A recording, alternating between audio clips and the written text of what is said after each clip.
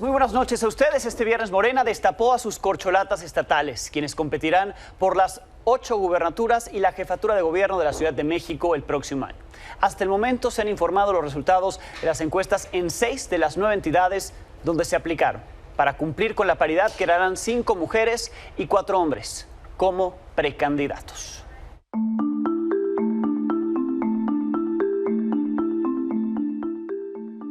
Vamos a presentar los resultados de las encuestas de estas 9 entidades. Tal como se señaló en la convocatoria, hay una encuesta realizada por la Comisión de Elecciones y de Encuestas de Morena y 2 encuestas espejo. Al final vamos a presentar a los mejores hombres y mujeres posicionados por cada entidad y vamos a definir la regla de género para concluir quién serán los precandidatos y precandidatas. En el caso de los hombres, de que ganen la encuesta, de que sean los mejores posicionados, no garantiza que vaya a ser el precandidato hasta que se aplique la regla de género. En el caso de que las mujeres ganen la encuesta, sean las mejor posicionadas, de manera automática serán las precandidatas.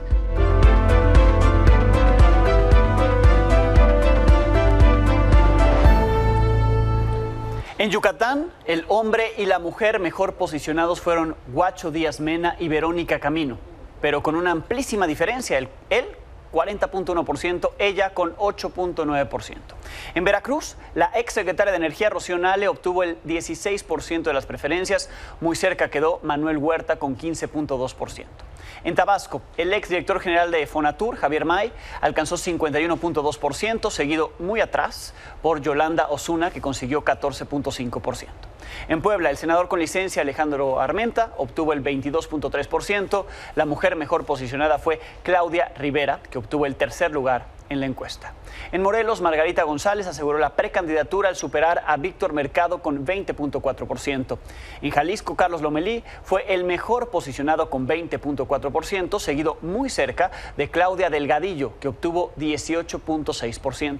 De esta forma, así es como se ven hasta el momento los perfiles de hombres y mujeres mejor posicionados en las encuestas, ya en el gráfico general, donde se ven estas 6 entidades. Ahí están las 6 entidades, cómo quedaron los hombres mejor posicionados, las mujeres mejor posicionadas y cómo está ahí Veracruz y Morelos con 2 mujeres que podrían ya tener la precandidatura asegurada por salir triunfadoras en ambos estados, y el resto estaría actualmente liderado por hombres. De estas 6 revelaciones de resultados, hubo al menos 2 personas que en un principio quedaron inconformes. El primero de ellos fue el coordinador de los diputados de Morena, Ignacio Mier, quien al saber que quedó debajo de su primo, Alejandro Armenta, decidió abandonar la reunión, ya no se quedó a esperar los resultados en público, solo en privado, y ya no salió junto al que será el precandidato hasta el momento. Minutos después dijo que y haría un anuncio en redes sociales, así lo hizo. Ahí dijo que el próximo domingo expondrá su posición sobre los resultados. El segundo que se salió antes de tiempo fue el diputado federal Antonio Pérez, el papá de Checo Pérez, también abandonó la reunión de la Comisión Nacional de Elecciones de Morena al conocer el resultado. Al salir de este recinto, es un hotel en la Ciudad de México, dijo que les cantaron 2 horas antes el resultado y pues ya no se quedó, no le pareció el mismo. Hasta esta hora faltan Guanajuato, falta Chiapas y falta Ciudad de México. El proceso en cada uno de estos anuncios es el siguiente. Primero sale Mario Delgado, por si ocurre en este noticiario, esto es lo que va a pasar. Va a salir Mario Delgado, dará pie a 2 casas encuestadoras que hicieron las encuestas espejo, encuestadoras privadas. Ambas dan sus resultados sobre la percepción de la ciudadanía sobre los partidos y también quienes aspiran a este cargo, resultados sobre popularidad de los aspirantes y al final dan el nombre de los mejores posicionados. Luego, la presidenta de la Comisión Nacional de Encuestas de Morena, Ivonne Cisneros, hace el mismo reporte, cierra con los 2 perfiles mejor posicionados que a su vez pasan al frente para dar unas palabras de unidad. Eso es lo más importante, por lo que si ocurre en alguno de los estados restantes, le transmitiré el inicio y cuando Morena dice quiénes son los 2 mejor posicionados. Esperamos Guanajuato en los próximos minutos, Chiapas también esta noche y Ciudad de México. Janet López Ponce, buenas noches. Muy buenas noches, Alejandro. Hoy decíamos en el periódico Milenio que iban a ser 9 horas de suspenso esto va para largo todavía. Sí, va. ¿Cuántas van? Desde la tarde, ¿no? Empezó esto poco a poco a darse a conocer. Llevamos 6 de 9, ¿no? Y parece que las más disputadas las dejaron al final. Ya van 12 horas, iniciaron 12. a las 9, exactamente a las 9 de la mañana. Comenzaron retrasándose desde el inicio, estaba previsto que cada hora iba a haber un anuncio nuevo, sí. El de las 9 terminó siendo casi a las 12 y luego fueron complicándose, más o menos en promedio como se están llevando entre 1 y 2 horas en cada una de las entidades. El anuncio es muy breve, no más de 30 minutos, pero lo que está llevándose más tiempo son las reuniones privadas. Claro. Todo parece indicar que Guanajuato, que es el que sigue, es el más tranquilo. Ricardo Sheffield, que va a ganar la encuesta, ya está muy consciente de que él no va a ser, que no hay un espacio para él. Incluso hacía la broma, le preguntaban cuando llegó que si estaba listo para ser cepillado, y ya sabes las clásicas bromas de Ricardo Sheffield, dijo que él se cepilló y se peinó desde en la mañana. Así que vamos a esperar, Alejandro. Sí. ¿Qué destacas de este proceso, la manera en que se dieron las encuestas? Hablábamos tú y yo antes de entrar al aire sobre cómo se repite, ¿no?, esto que propuso Marcelo Ebrard para la encuesta de las corcholatas presidenciales. Al final él no ganó en esa, pero esa manera de preguntar, ¿no?, quién y el peso que le dan a esa pregunta que da el resultado y que da el ganador o ganadora. Exacto, y nos dimos cuenta de eso justo en el caso de Veracruz, sí, que generó mucha confusión, que ya habíamos hablado aquí 1000 veces, que parecía que Veracruz iba a ser la entidad en donde una mujer iba a ganar, que era la única más competitiva, y al final dio la sorpresa porque prácticamente perdió en todo, le ganó con muy poco, pero ganó Manuel Huerta en todos los rubros, en todas las encuestas. Pero mira lo que son las cosas, Alejandro, justo lo que decías. Marcelo Ebrard, que pareciera que tiene un pie afuera de Morena y está entre que si decide que el que tiene afuera lo regresa o el que tiene adentro mejor se va de una vez, terminaron replicando lo que hablamos aquí varias veces, que él tanto exigió en la contienda presidencial, que era que la pregunta que más valiera era de todos estos nombres, ¿quién preferirías que sea candidata o candidato? Esta fórmula la están replicando y esta pregunta vale 3 de 10 puntos. Eso fue lo que salvó a Rocío Nale, porque prácticamente es la única pregunta en la que salió ganadora, sin importar que en todo lo demás le hubieran ganado. Por eso es que terminó ahí, y es como va un poco viéndose. Por ejemplo, el caso de Puebla, que es la más cerrada de todas, por eso es que tenemos a Nacho Mier todavía pataleando un poco. Se quedan entre ellos dos, incluso una encuesta espejo la gana Mier, una la gana Armenta, pero la encuesta de Morena la gana Armenta, y eso hace que bajen a Mier. Evidentemente, pues cuando te quedas tan cerquita, yo creo que te cuesta un poco más dejarlo ir que cuando te dan pues una arrastrada en la encuesta literal. Eso fue lo que llamó la atención. Por ejemplo, también fue una sorpresa Morelos, no estaba tan contundente la ventaja de Margarita González y finalmente va. Y algo muy importante que yo quisiera que habláramos, Alejandro, ahora que dices que faltan las más importantes, es que si analizamos las entidades que ya pasaron, Yucatán y Tabasco, parecería ya claro que es muy difícil que haya una mujer ahí, ¿no? Porque la diferencia es entre 30 y 50 puntos en los dos. Entonces, digamos, ya van 2 para los hombres y luego Puebla van 3, Veracruz y Morelos para las mujeres. Eso nos haría ver hasta este momento que solo queda un lugar para los hombres. Es decir, ya van 3, les tocan 4, solo queda 1.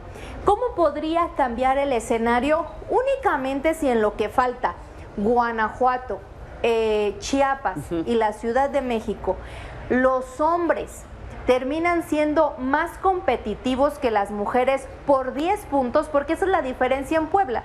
En Puebla la diferencia entre Armenta y Claudia Rivera son 10 puntos, mucho menos que en Yucatán y en Tabasco.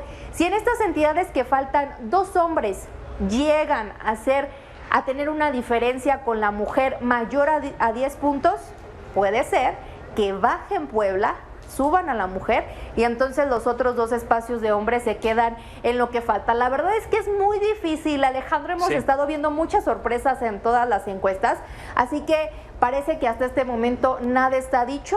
Decía mi compañero Gaspar Vela que se espera que la reunión de la Ciudad de México sea a las 10:30. Recordemos que Mario Delgado esperaba anunciar ya candidaturas, precandidaturas a las 6 de la tarde.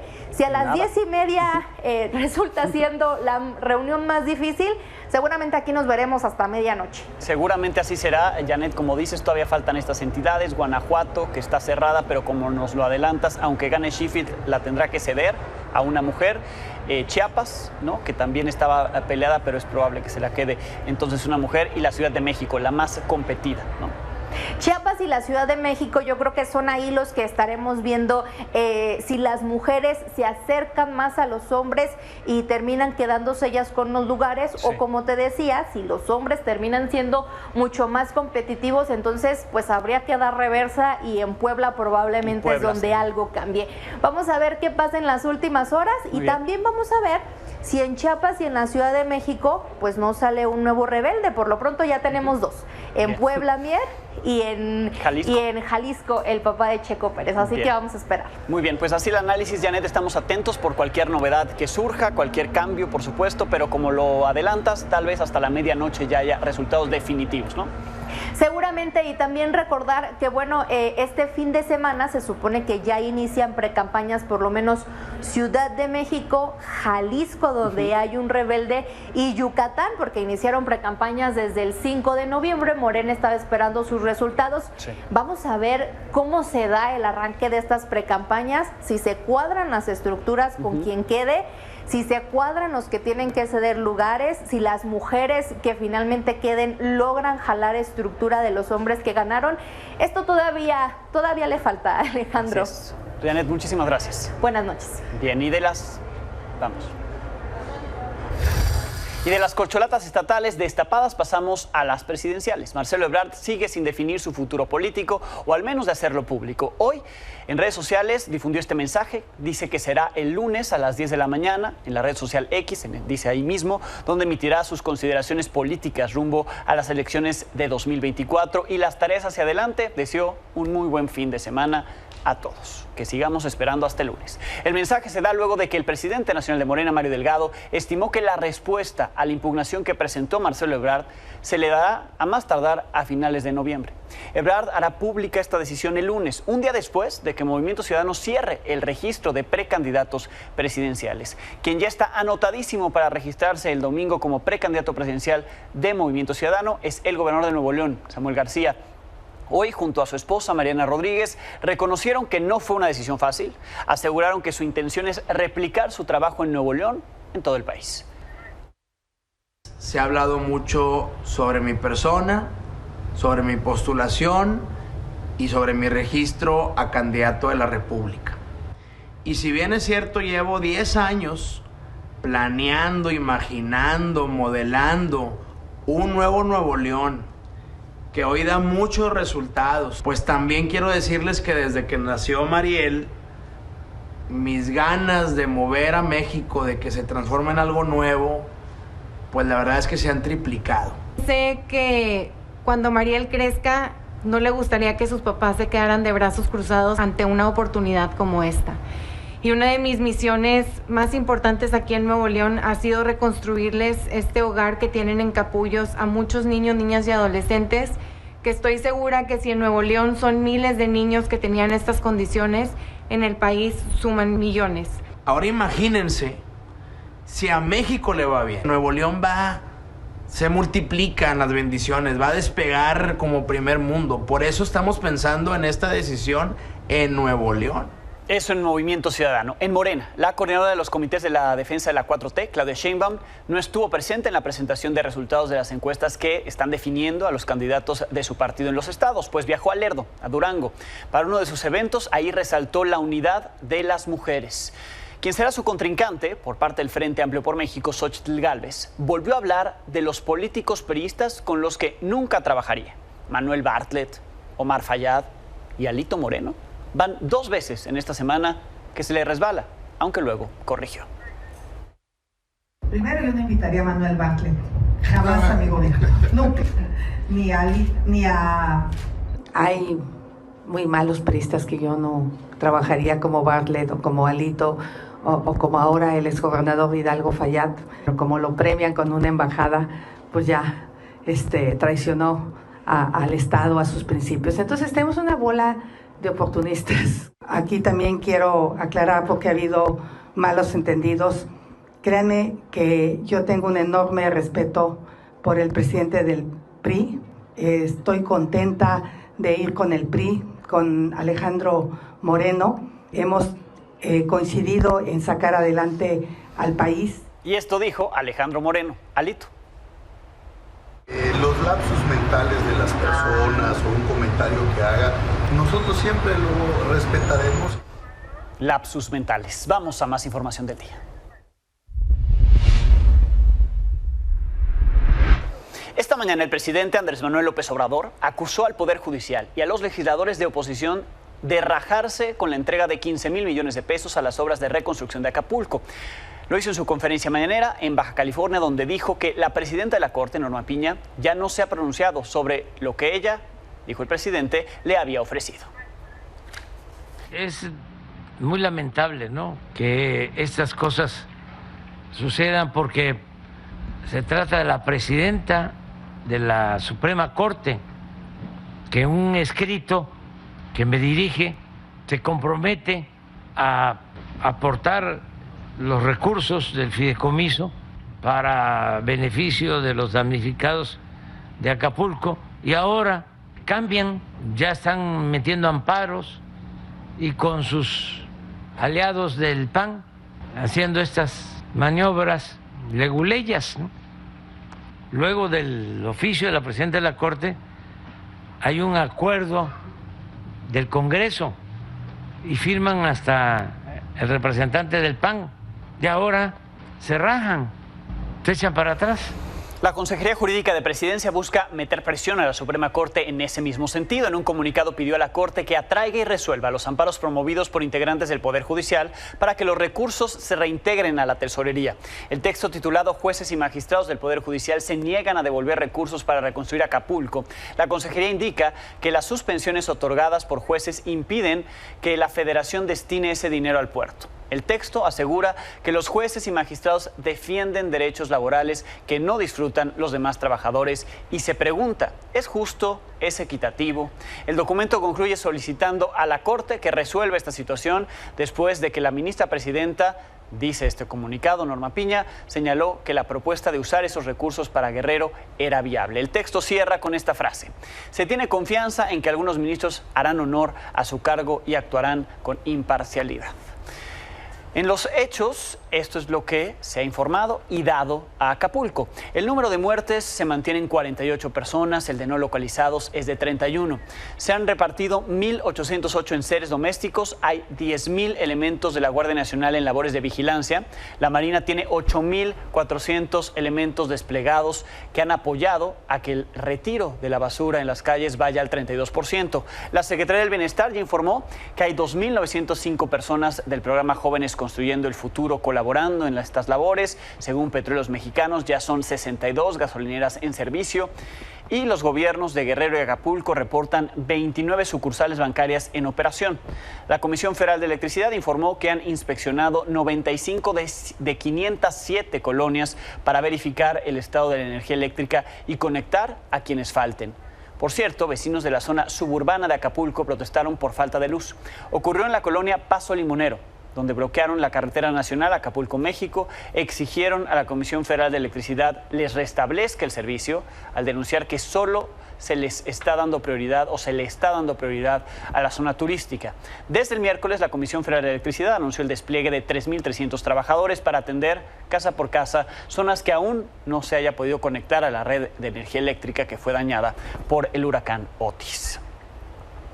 Otra de las víctimas de este huracán es la propia naturaleza. Mi compañera Fanny Miranda realizó un recorrido por un área natural protegida que fue afectada por el paso del huracán Otis. Fanny, muy buenas noches. Gracias, Alejandro, muy buenas noches. En esta ocasión te cuento que recorrimos una playa que fue tragada por el mar. Se trata de un fenómeno de erosión costera debido al alto oleaje que provocaron los vientos del huracán Otis, y resulta que 2 kilómetros de playa se perdieron, esto en el Acapulco Dorado. Se trata de 2 kilómetros en donde más o menos son 40 metros de playa los que se perdieron, afectando a los restauranteros que se encuentran asentados en la línea costera. Ellos nos relataron que justamente en estos 40 metros de playa es en donde tenían colocadas sus palapas, camastros para también sus comensales. Sin embargo, todo esto se fue y lo que pudimos ver fue parte de la infraestructura que dejó el huracán. Pero también en esta zona, en esta playa conocida como Playa Bonfil, se perdió un campamento tortuguero. Aquí se tenía pues sitios de anidación para tortuga golfina, y en la zona de incubación se perdieron cerca de 200 tortuguitas que estaban por nacer. Es parte de lo que pues también ha afectado, como tú lo comentas, este huracán Otis. Y bueno, los restauranteros señalan que a más de 2 semanas del paso de este huracán, todavía el mar se encuentra muy picado, y es que se encuentra muy cerca de la zona conocida como Barra Vieja, que es conocida como por su alto oleaje. Incluso en esa zona se realiza surf, y lo que se puede ver es que pues las olas pegan con tal fuerza en los edificios que incluso llegan a moverla. Es muy intensa la manera en que el oleaje se da ahí frente a las estructuras. Incluso se puede ver pues los cimientos desnudos de estos restaurantes que están siendo afectados por este fenómeno natural. Ellos esperan que en el transcurso de las próximas semanas pues el mar regrese, que el mar se vaya a su sitio, pero lamentablemente ya no hay arena en esa zona, Alex. Sí, impresionante lo que nos cuentas y describes, Fanny, porque lo estamos viendo en pantalla, ¿no? Cómo sí, efectivamente, el mar se comió la playa, están impactando estas olas también en las construcciones, pero el daño también a la naturaleza, ¿no? Esta parte que nos describes de las tortugas, ¿no? Parte de lo que la misma naturaleza hace en su contra. Así es, Alex. De acuerdo con lo que pudimos observar y los testimonios, son más de 2 metros de grosor de playa lo que se perdió. Sí. Los expertos en temas de cambio climático han alertado que justamente pues esta pérdida de arena es uno de los graves efectos que está generando el calentamiento del planeta, que cada vez pues el mar se va a ir comiendo pues la playa. Es el fenómeno conocido como erosión costera, que lo estamos viendo en esta zona. Nos indican, de acuerdo a las imágenes que pudieron observar, que fueron tomadas este día, que va a ser muy difícil que la arena se recupere.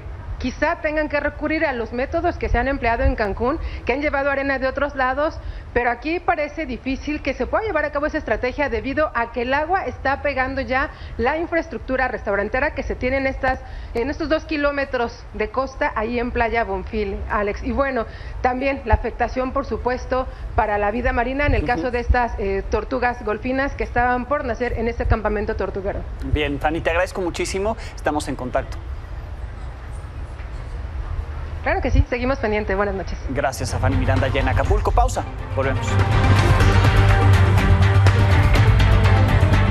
Pendientes de más anuncios de Morena, el destape de sus corcholatas estatales. Les decía yo al inicio que falta Guanajuato, que falta Chiapas y falta Ciudad de México. Lo que estamos esperando que se anuncie es Guanajuato, una de las contiendas que al parecer iba a estar cerrada, pero enseguida darán los resultados, y es probable que ahí, aunque gane un hombre en la encuesta, sea una mujer la que encabece la elección. Todavía estamos pendientes de que esto ocurra. Terminó la reunión privada y empezará en cualquier momento la conferencia. Le reitero lo que al inicio le comentaba, el proceso en que se dan a conocer estos resultados. Sale Mario Delgado, acompañado de todas las personas que encabeza la comisión que organiza las encuestas, y también los aspirantes a cada una de las candidaturas se ponen ahí en el presidium, y así se lo presento enseguida. Los resultados de las encuestas. Toca el turno a Guanajuato.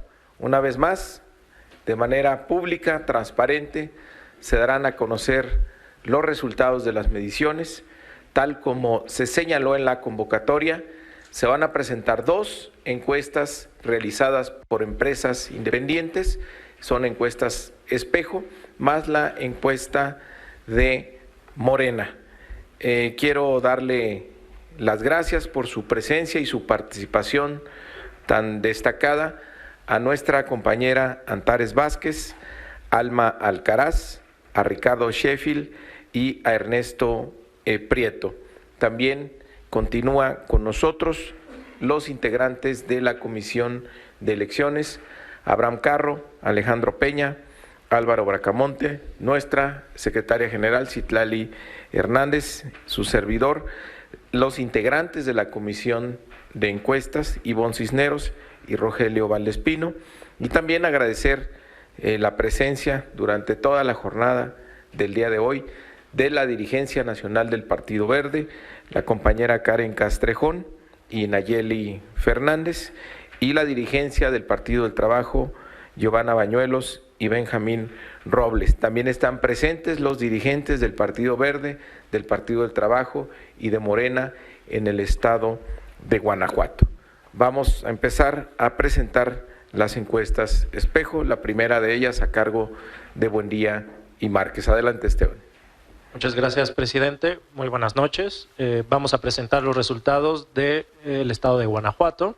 Y para comenzar, tenemos la parte de... Bien, como le decía, empieza entonces la presentación de las encuestas espejo. Son encuestadoras privadas, que son 2, y al final ya dan la de Morena, que es la definitiva. En ese momento regresaremos para conocer en vivo el ganador o ganadora de esta encuesta. Hace unos días conversé con Juan Corbalán, fundador del Laboratorio de Innovación e Inteligencia Artificial de la Facultad de Derecho de la Universidad de Buenos Aires. Estuvo aquí en México.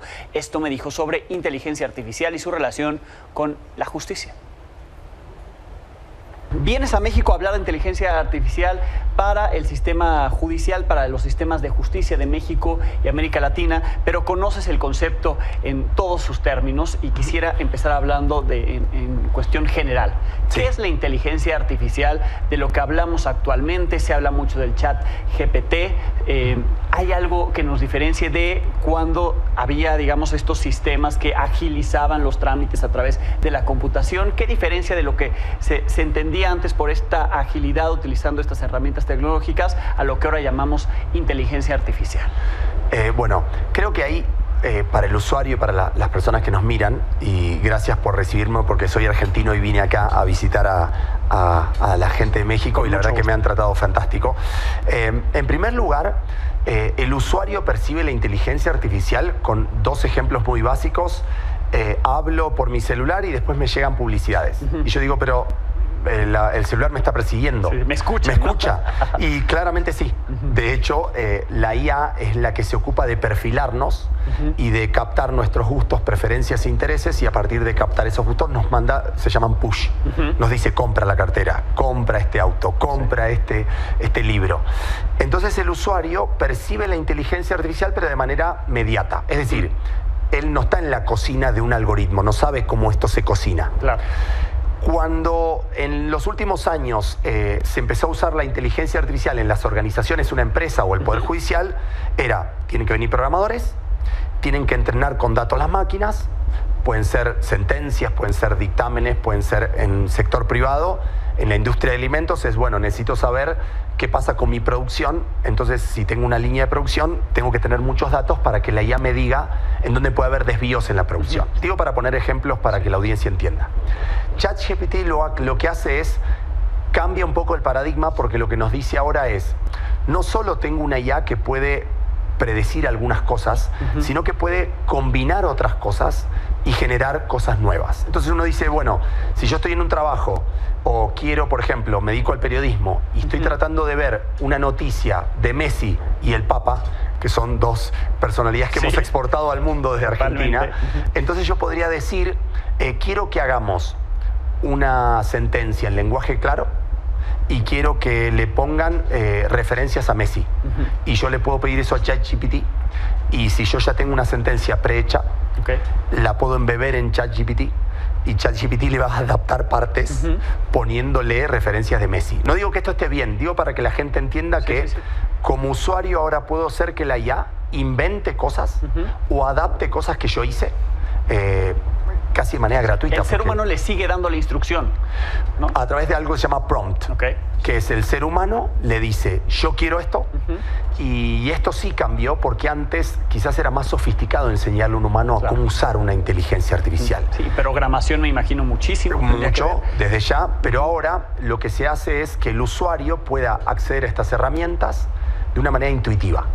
Es decir, se le pone una conversación, se llaman formatos chat conversacionales, y el usuario le dice, ChatGPT, quiero que me ayudes y que actúes como un experto en periodismo, un experto en derecho, y le construyo una orden con lenguaje natural, o también le puedo pedir que me dé imágenes como Midjourney. Por favor, ¿podrías hacer una imagen en que combine al Papa Francisco con Duki? Y por eso es el fake del Papa Francisco vestido de blanco. O la detención de Donald Trump, la detención que dio de Donald la Trump. vuelta al mundo, ¿no? Exactamente, que dio la vuelta al mundo, o un discurso de Messi hablando en inglés. ¿Estarás de acuerdo conmigo que eso representa un riesgo? Pues sobre todo un riesgo sobre la verdad. Claro. Yo diría que no hay otro invento en la historia humana que hackee tanto la verdad y la ficción y la cultura humana. No hay, creo que si uno repasa en la imprenta, yo puedo falsificar un documento. Pero hoy lo que se dice es que la IA generativa puede hackear a los humanos. Pero no al humano a lo que hace, a los datos de humanos. O sea, yo a ti te puedo hacer decir cosas que tú nunca dijiste. Sí, bueno, hay en redes utilizan mi voz para dar noticias que yo nunca he dado en esta pantalla, frente a esta cámara, ¿no? Y eso, ¿sabes por qué? Porque en definitiva se llama aprendemos de tus patrones biométricos. Tú tienes, tu voz tiene unos tonos. Eso se puede matematizar en algoritmos. Entonces el algoritmo dice, me das 1 hora de Alejandro y lo hago hablar a Alejandro, o tomo de Alejandro videos y la recombino con IA generativa para que Alejandro diga otra cosa. Diga lo que yo quiero que diga, lo que yo quiero que diga. Le ordene. Correcto. Y por eso es tan importante, y le digo a la audiencia, a las personas que se ocupen de la realidad y la verdad y del discurso, que esto tiene que ser de primera magnitud por parte de las organizaciones de la sociedad civil, del Estado y de las empresas, porque tenemos que tratar de establecer protocolos para autenticar los discursos verdaderos. Porque lo que pasa ahora es, antes era fácil o no era tan difícil detectar lo falso. Era difícil, pero uno lo podía hacer. Ahora es casi imposible detectar lo falso, porque una IA podría decir a ti en 2 horas 100 discursos, 1000 discursos, 1 millón de discursos. Vienes acá y regreso al inicio a hablar del sistema judicial. ¿Cómo se puede utilizar la inteligencia artificial en el sistema judicial? Y ahí me imagino también hay ciertos riesgos de utilizarla, ¿no? Sobre todo porque puede haber sesgos, ¿no?, de la inteligencia artificial frente a decisiones judiciales. Correcto. Nosotros tenemos un enfoque en la UBA de segmentar los riesgos y los desafíos y los beneficios. Si vamos a los riesgos, empecemos por el primero. Estas IAs, por ejemplo, como ChatGPT, para solo focalizar en estas, son cajas negras. Es decir, no las cajas negras de los magos. O si quiere, una caja negra de los magos en donde yo veo un truco, pongo un prompt y veo que sale un truco, pero no puedo saber muy bien qué es lo que pasó ahí adentro. Entonces, el primer desafío que tienen los poderes judiciales es no se les puede confiar a estos algoritmos o a estos sistemas a que tomen decisiones. Porque la justicia se basa en la competencia humana, en que el juez, los jueces, los fiscales, los defensores intervienen en un proceso de selección y el justiciable pretende que ellos decidan, no que decida una caja negra hecha en Estados Unidos. Y que no se sabe muy bien cuál es el componente por el cual procesan los datos, y a su vez los servidores no están en México, y a su vez, y ahí te podría dar una lista muy larga de desafíos o de riesgos que hay que abordar. Ahora, se puede utilizar la inteligencia artificial para agilizar ciertos procesos, pero no para tomar una decisión, digamos, puede copiar la base de una sentencia, pero no la resolución. Quizás ahí podríamos diferenciar entre utilizar para que asista a un funcionario judicial, y esa asistencia uno la puede dar en que lo ayude a pensar un problema jurídico. ChatGPT, te voy a pedir que me ayudes a repensar este problema. A que lo ayude a redactar ciertas resoluciones que pueden ser muy extensas, a que analice un documento que puede tener 1000 páginas De hecho, hoy con el presidente del Tribunal Electoral veíamos que hay algunas sentencias, hicimos una prueba en vivo, tenían una sentencia que acababan de sacar que tenía 200 páginas. Y le dije, dime qué dijiste en la sentencia. Me conecté con una IA y le dije, ¿me puedes decir qué dijo el magistrado en este voto? La IA no sabía nada, le pusimos el PDF y me dijo esto. Y la persona que estaba en el tribunal miraba y decía, sí, dijo eso. ¿Te lo resumió? Lo resumió. Okay. Lo resumió y de hecho hizo una síntesis. Ajá. Y uno podría dialogar con el documento hablándole a un chat. Imagínate el cambio de paradigma que esto significa, que yo puedo chatear con un documento. O sea, imagínense un ciudadano que me está viendo y dice, ¿cómo yo chateo con un documento? Yo chateo con un humano o con un bot, pero yo no chateo con un PDF. Bueno, hoy la IA avanzó tanto que nos permite chatear con videos y con PDFs. Gracias, y además, bueno, pues qué bueno que se esté utilizando en el sistema judicial, y por lo menos que en México se empiece a escuchar, ¿no? Esto, que ya lo tomen, que estuviste reunido, por ejemplo, en el Tribunal Electoral, que se tome como ejemplo, ¿no? Ejemplo y herramientas que se pueden ya utilizar. Muchas gracias por la invitación, y lo que sí le digo a la audiencia es, esto es un tsunami. Nosotros tenemos dos opciones, o negamos y hacemos de cuenta que no existe, o afrontamos y afrontamos el desafío de ver cómo lo navegamos. Lo que sí es que no va a desaparecer. Pausa y volvemos. Donde se da a conocer el resultado de la encuesta de Morena en Guanajuato, habla Ivonne Cisneros, quien dirige la Comisión de Encuestas del partido. Del Estado, el 37.3 considera que va en la dirección correcta, en tanto que el 45.6 considera que el Estado de Guanajuato va en la dirección incorrecta. La siguiente, en cuanto a la evaluación de nuestro presidente de México, la calificación promedio es del 7.5, en tanto que el gobernador del Estado tiene un 6.3. La siguiente.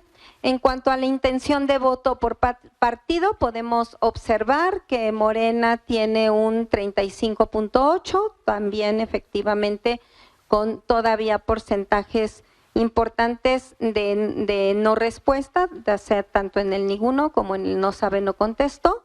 Y en segundo lugar, el PAN con un 24.4%, seguido por un 4.9% del PRI. El siguiente, por favor.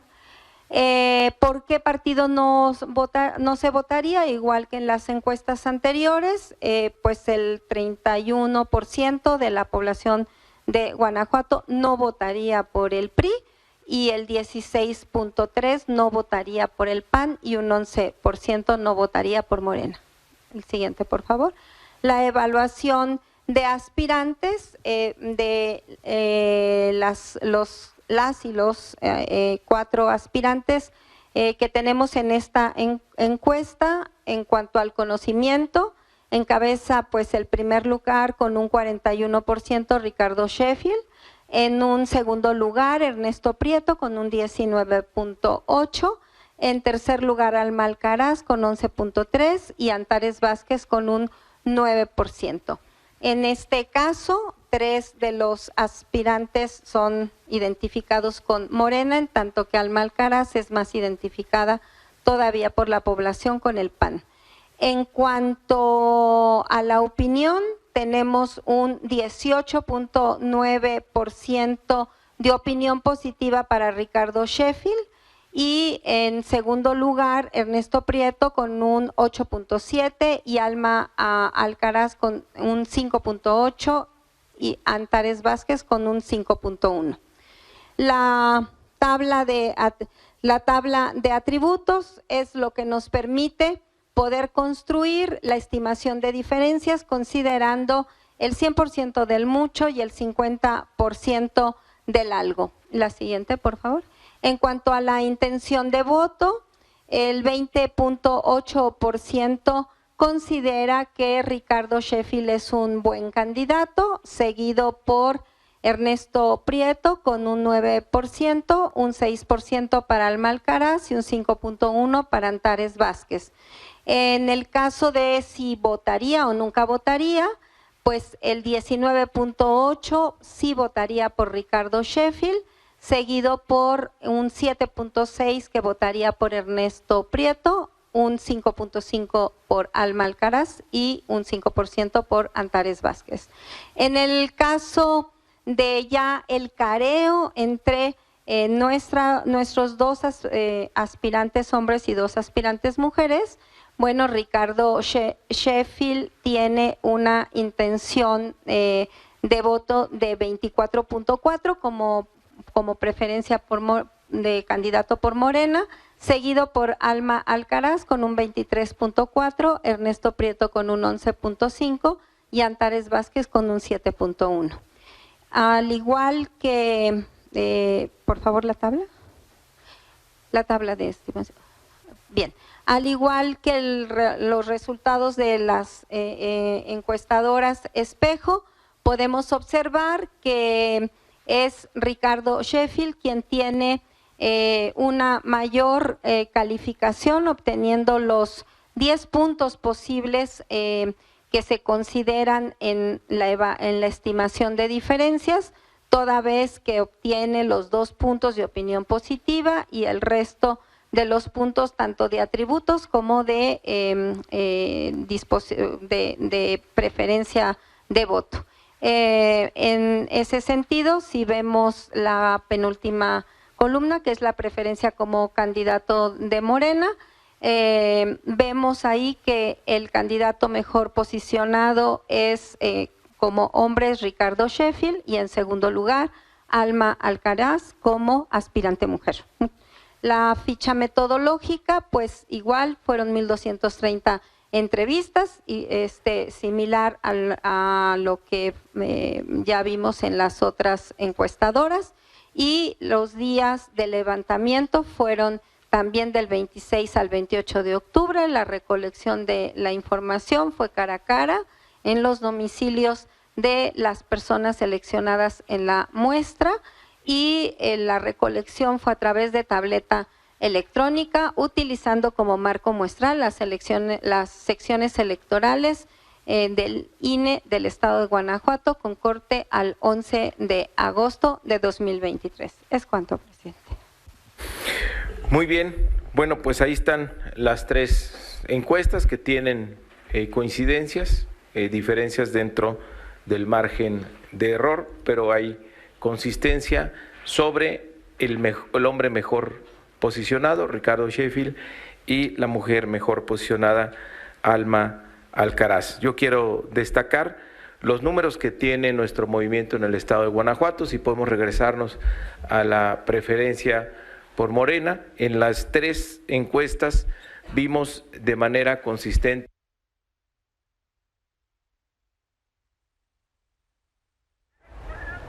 Bien, la señal se estaba trabando, pero bueno, tenemos ya el resultado. Ricardo Sheffield, mejor hombre posicionado para la candidatura de Morena en Guanajuato, seguido de Alma Alcaraz, diputada local, y quien estaría en el segundo lugar. Por la cercanía que hay entre ambos, es decir, Ricardo Sheffield 24.4, intención del voto, contra 23.4, un punto apenas de diferencia, y lo que ya adelantábamos junto con Janet López Ponce, pues Sheffield terminará cediendo su precandidatura. Esto todavía tendrá que anunciarse de manera oficial, pero ahí parte de lo que se adelanta. Vuelvo con Mario Delgado, el presidente de Morena. Y hasta el final, ya que tengamos los datos de Chiapas y de la Ciudad de México, podremos explicar cómo será aplicada la regla de género y, por lo tanto, quiénes serán nuestros precandidatos o precandidatas a ser los coordinadores de defensa de la transformación en las entidades. Tiene ya marcada ahí Margarita González Arabia, que es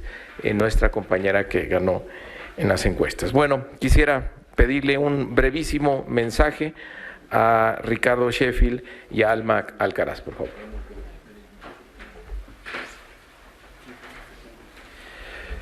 Muy buenas noches. Primero que nada, agradecer y felicitar a Mario, a Citlali, a todas las compañeras y compañeros del PT, del Verde, de la Comisión de Elecciones y de Encuestas de Morena por el trabajo y este ejercicio democrático que pone ejemplo en todo México, particularmente en Guanajuato, donde ya vieron que ya nos aburrimos las y los guanajuatenses del PRIAN y de su metodología del dedazo. Aquí hay ejemplo de democracia.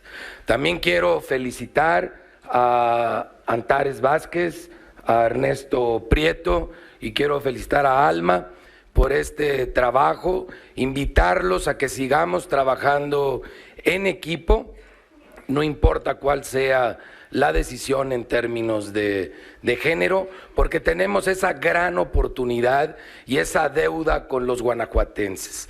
Podemos transformar Guanajuato.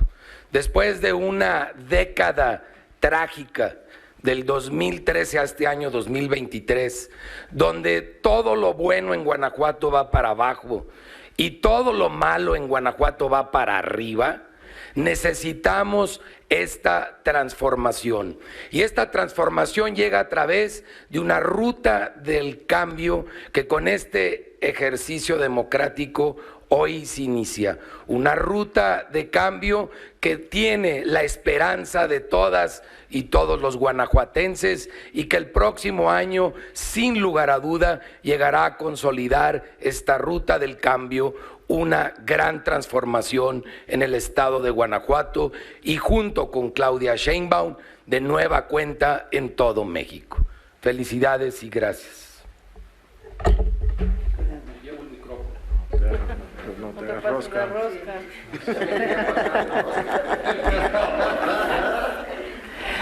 Muchísimas gracias, muy buenas noches.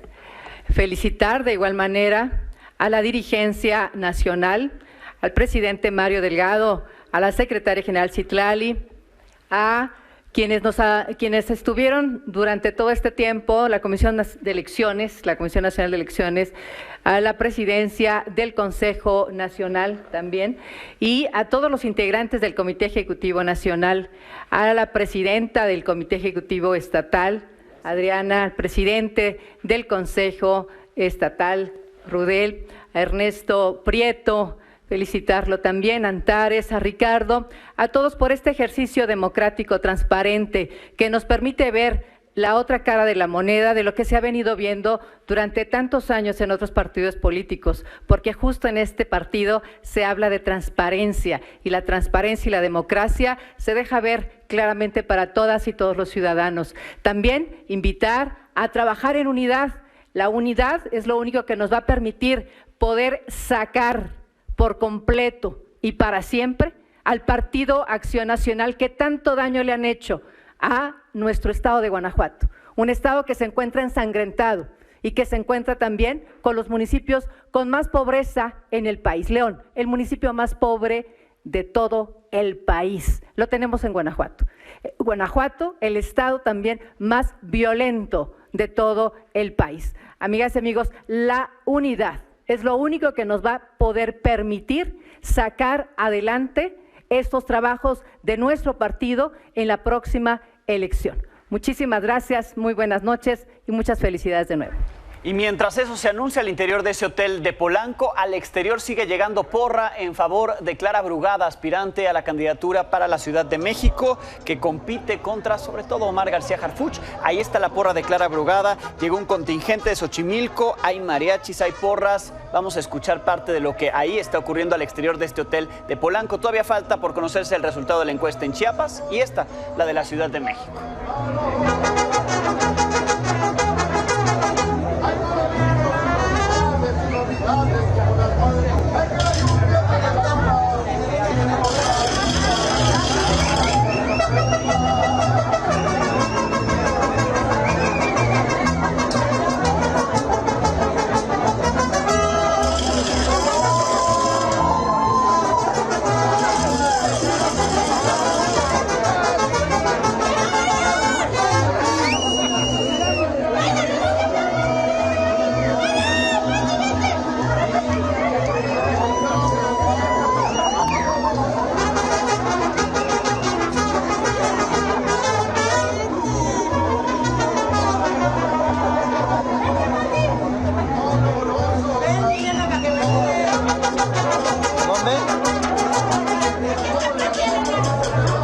ambiente al exterior de este hotel en Polanco antes de que se den a conocer los resultados de 2 encuestas que faltan, Chiapas y Ciudad de México, que le interesa a quienes están allá afuera del hotel. Estos son los resultados hasta el momento. Se definirá quién se queda con qué candidatura. Mejor hombre posicionado por estado, mejor mujer posicionada, y la única segura, dice Mario Delgado, es Margarita González en Morelos. El resto todavía en juego. Los dejo con Azucena Oresti. El lunes tendremos algo nuevo que contarle en punto de las 21 horas.